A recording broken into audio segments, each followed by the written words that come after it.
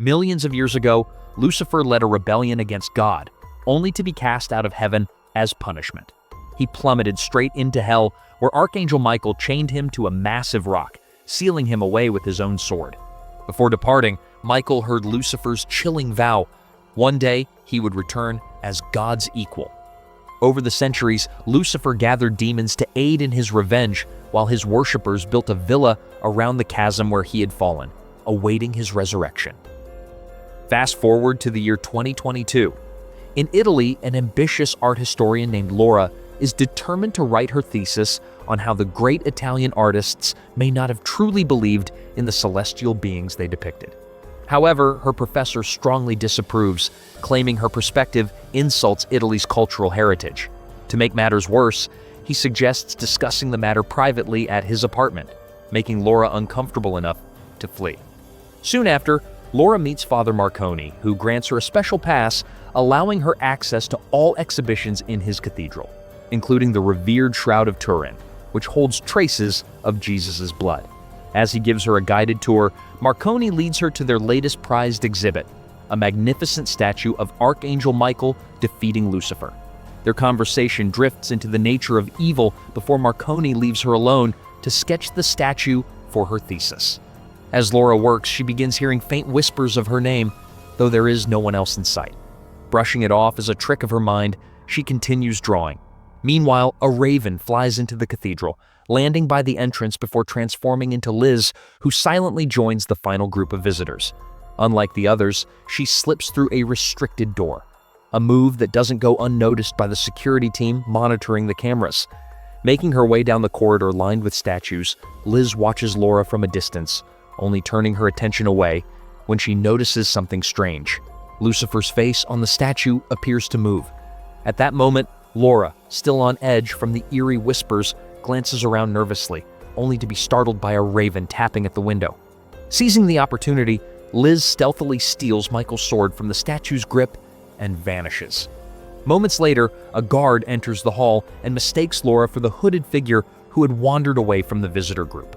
Laura quickly proves she has authorized access, and the guard leaves, dismissing it as a misunderstanding while reminding her that the cathedral is closing.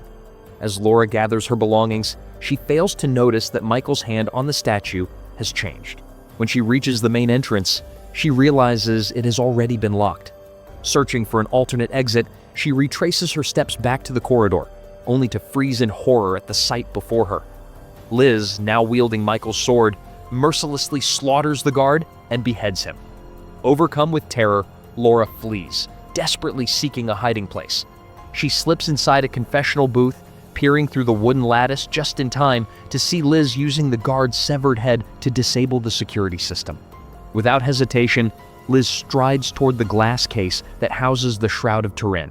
With a powerful swing of Michael's sword, she shatters the protective barrier and seizes the sacred relic. Marconi hears the commotion and rushes to intervene, but Liz swiftly stabs him before he can act.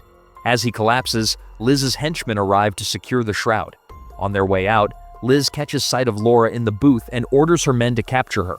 Once the group departs, Marconi, with his final breath, prays for divine intervention, urging Michael to use his body to stop Lucifer. Responding immediately, Michael descends from heaven, inhabiting Marconi's body to chase after Liz's group. However, despite his angelic speed, the human vessel struggles to endure such power, forcing him to slow down to prevent further damage. Meanwhile, in an opulent hall, a gathering of wealthy individuals watches as a child prodigy plays the violin with breathtaking skill. After the performance, Dr. Laurent proudly introduces the child as a clone of Antonio Vivaldi, just one among many historical figures his company has resurrected through grave-extracted DNA. The latest offering? A clone of Michelangelo, set to be auctioned to the highest bidder. During the auction, Liz arrives with her men to deliver the shroud. Soon, the group reaches Lucifer Villa, where Laurent excitedly prepares to clone Jesus using the relic. Meanwhile, Laura, Brenda, and two other captive women are imprisoned inside a glass cell. One of them sobs uncontrollably, but Laura gently reassures her, helping her calm down. Just as the women begin discussing an escape plan, a team of nurses enters to check their vitals. Back at the cathedral, Michael returns to find a group of priests analyzing security footage. The sight of Marconi seemingly alive leaves them stunned, but Michael brushes off their shock and instead inquires about the protectors of the shroud. He learns that Cardinal Vincini was once their leader but was dismissed for his erratic claims of demonic entities and secret cults, dismissed as mere delusions. Frustrated by their skepticism, Michael demands Vincini's whereabouts, learning that he now lives in isolation within an asylum. After securing the security footage and information on Laura's ID pass, Michael makes the priests promise secrecy before taking Marconi's car and some painkillers from the glove box. Unbeknownst to him, a raven silently follows his every move. As the scientists at the villa work feverishly to extract Jesus' DNA from the shroud, Michael reaches the asylum and confronts a paranoid gun-wielding Vincini. However, the moment Vincini touches him, he senses his true nature and instantly believes Michael's claim of being an angel. Vincini reveals everything: Liz's cult, the villa they built over the pit of hell, and the prophecy of Lucifer's return. According to Scripture, Lucifer requires two ancient beings of dual nature to manifest. One is the woman, clearly referring to Liz, while the other is the beast of the ground. Over the years, Lucifer's followers had offered him children to possess, but human bodies were too weak to contain his power. That's why they needed the shroud, to create a vessel strong enough for Lucifer to inhabit. Michael is appalled by the revelation and vows to put an end to their plan. Vincini then drives him to the base of the villa's mountain, but as soon as Michael arrives, his presence triggers a reaction in his sword, an effect so powerful that Lucifer himself can feel the chains of his seal loosening. Inside the villa, Laura and the other captives struggle against their restraints while exchanging stories, revealing that Laura had lost both her husband and child. When Laurent's tests confirm Laura's complete compatibility, Liz orders the process to be expedited. Soon after, the nurses return to take the women away, but the captives resist, using their chains to fight back. Unfortunately, they are outnumbered, and Laura and Brenda are dragged into the surgical room. There, doctors implant fertilized eggs containing Jesus' DNA into their wombs. Liz, watching over the procedure, introduces herself as an angel of the Lord and tells Laura that her sketches of Lucifer, seen back in the cathedral, were a source of inspiration. Meanwhile, Vincini drops Michael at the entrance of a concealed cave that leads directly to the villa. Before parting, Vincini notices the raven tailing them and shoots it down before handing his weapon to Michael, who proceeds into the cavern.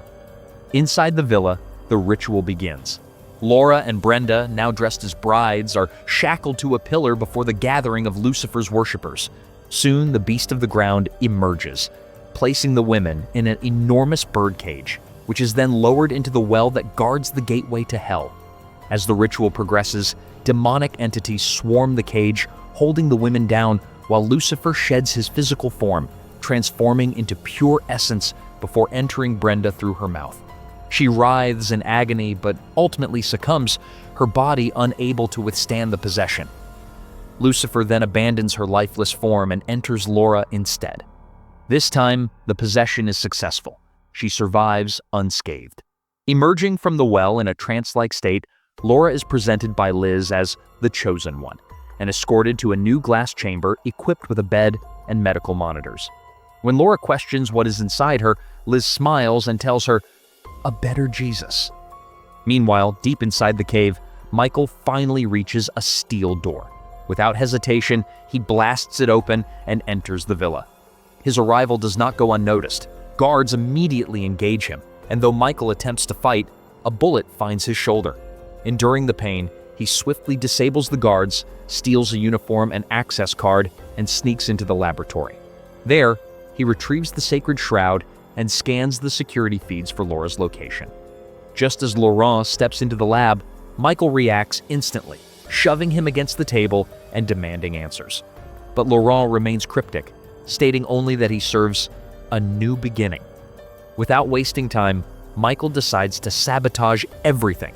He releases the gas canisters and strikes a flare, igniting a fire that separates him from the approaching guards.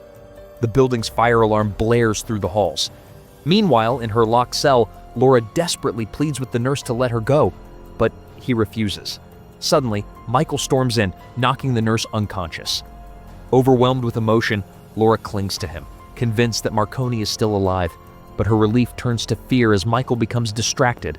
Lucifer's voice echoes in his mind, taunting him about his newfound freedom. Confused and enraged, Michael's sudden shift terrifies Laura, making her question whether he is actually on her side. She bolts, but Michael quickly catches up, pulling her into a room before the guards can find her. Frightened and distrustful, Laura snatches his gun, pointing it at him. Michael, however, manages to calm her, convincing her that he is there to protect her. As he tends to his bullet wound, Laura reveals the horrors inflicted upon her. Determined to keep her safe, Michael prepares to escape with her. Their movements don't go unnoticed. Liz watches from the shadows, sending her men after them. Yet when one guard nearly shoots Laura, Liz herself intervenes, killing him, declaring that Laura must remain unharmed. As Michael and Laura attempt to flee through a hidden cave tunnel, Laura suddenly weakens. The unnatural growth of the child inside her is taking a toll. The delay allows the beast to catch up, forcing Michael into a brutal fight. Though he holds his ground initially, his human body begins to falter. Overpowered, Michael is defeated. Liz arrives with her henchmen, taking Laura captive once more. She threatens to harm the baby if anyone touches Michael, but Liz coldly reminds her that the priest is already dead, and now the angel must die too. Laura is dragged back to her cell, restrained to the bed, while Michael is chained inside a chamber near the well. Summoning his dwindling strength, he shatters the chains, though the effort leaves him barely able to stand. Crawling toward the well, he pries it open and throws himself in just as the beast closes in. Upon crashing into hell, Michael is ambushed by demons. He fends off the first attacker, but is stunned to find that his sword, the one weapon he desperately needs, is missing. Before he can react, more demons arrive, imprisoning him using Lucifer's own sword, binding him just as he once bound Lucifer. Meanwhile, back on Earth, Laura's pregnancy accelerates at an unnatural speed. Liz, seeing the rapid development of the unborn child, claims that this baby will replace the one she lost. But Laura rejects the comparison. During an ultrasound, she watches in horror as the baby appears to crawl out of her womb and roar at her. Gasping, she wakes from the nightmare, only to find Liz sitting beside her. Liz demands to know if Lucifer speaks to her, but Laura remains silent. In response, Liz strikes her, making it clear that Laura must obey. She promises Laura will be freed after giving birth, but only if she shows respect. Meanwhile, in hell, a group of children stumbles upon Michael. These are failed sacrifices, kids who have managed to survive in the underworld by sticking together. Michael promises to take them home if they help him retrieve his sword. However, the children are hesitant. After all, Lucifer was once an angel too. Before they can decide, demons attack, forcing them to flee. Some are captured, leaving Michael watching in helpless rage. Back in her cell, Laura suddenly experiences something terrifying. Lucifer's essence slithers into her ear, offering her a sinister deal. If she accepts him, he will help her kill the man responsible for her family's murder and rid her of Liz, whom she despises. In desperation, Laura gives in. She dreams of cradling the child, forming an unbreakable bond. Liz, witnessing the transformation, begins to fear that Laura is growing too powerful. Later, when a nurse arrives to conduct tests, Laura, now wielding Lucifer's abilities, plunges the room into darkness and kills the nurse. As she steps into the hallway, she encounters another nurse and viciously beats him to death. The carnage jolts her back to reality. Horrified, she realizes what she has done. Determined to end the nightmare, she decides she must kill the baby before it's too late. Lucifer pleads with her, calling her Mother. Ignoring his voice, Laura rushes into a janitorial closet, locking the door behind her. Desperately, she grabs a bottle of chlorine, forcing herself to drink it despite Lucifer's resistance. As her body convulses in agony, Liz storms in, furious at Laura's reckless act. When Liz turns to get help, Laura, now fully under Lucifer's control, vomits directly onto Liz's face in a grotesque display of punishment. Liz begs to be the one to carry Lucifer's child, but he remains indifferent.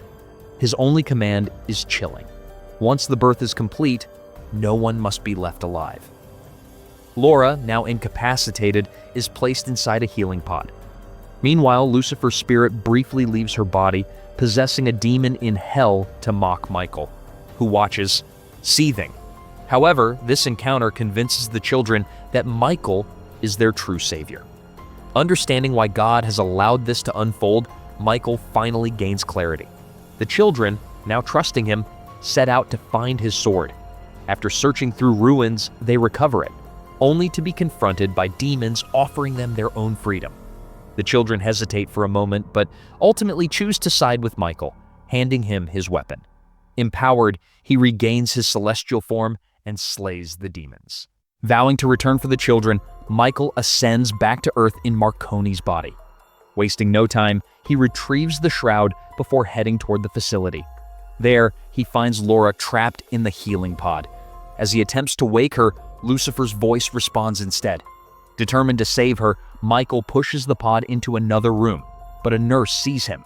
Sealing the door behind him, Michael opens the pod, only for Lucifer, controlling Laura's body, to attack. As Michael struggles, Lucifer grins, announcing that Laura's water has broken. A scorching fluid spills onto Michael, burning him. He tries to escape, but Lucifer pins him down, demanding worship. When Michael refuses, Lucifer impales his neck, using Laura's fingers. Despite his injuries, Michael holds firm, revealing his realization. God allowed this because if Lucifer inhabits Jesus' body, Jesus will contain him forever. Furious, Lucifer lashes out, knocking Michael unconscious. When Liz and the guards arrive, Lucifer, pretending to be Laura, orders them to kill the child. Liz misunderstands, believing Laura is speaking and has rejected the baby. She orders the guards to take Laura to the altar. At the well leading to hell, Laura gives birth. Liz swiftly takes the baby away, leaving Laura to be disposed of. As the beast opens the well, preparing to throw her in, he departs to witness the newborn's baptism. Liz presents the child to Lucifer's followers, declaring that his baptism will be in blood, not water. The beast massacres everyone, followers, doctors, and guards alike. Laurent, momentarily relieved to be spared, meets his end when he kisses the baby's forehead. Meanwhile, Michael regains consciousness. Smashing a window to escape, he rushes to the well, where Laura clings to the edge. He pulls her up, and together, they prepare to fight. Outside, Liz tries to flee with the baby, but Laura intercepts her, landing a powerful blow. Liz pleads for mercy, insisting that Lucifer must be protected. But Michael corrects her, the baby isn't Lucifer. In truth, God chose Laura, and she gave birth to Lucifer's eternal prison. As Laura drives away with Vincini and the baby, Michael stays behind to prevent Hell's gates from opening. The beast attempts to stop him, but Michael detonates the explosives Liz had left behind, burying the well beneath rubble. Years later, Laura and Vincini raise the child in an asylum, ensuring his safety. One day, Liz watches from the forest, calling out to Lucifer. Yet, as the devil attempts to escape, the child effortlessly absorbs him back, ensuring his eternal captivity. Okay guys, if enjoyed this breakdown, stick around. More thrilling content is just around the corner. Subscribe now. Love you all. Bye.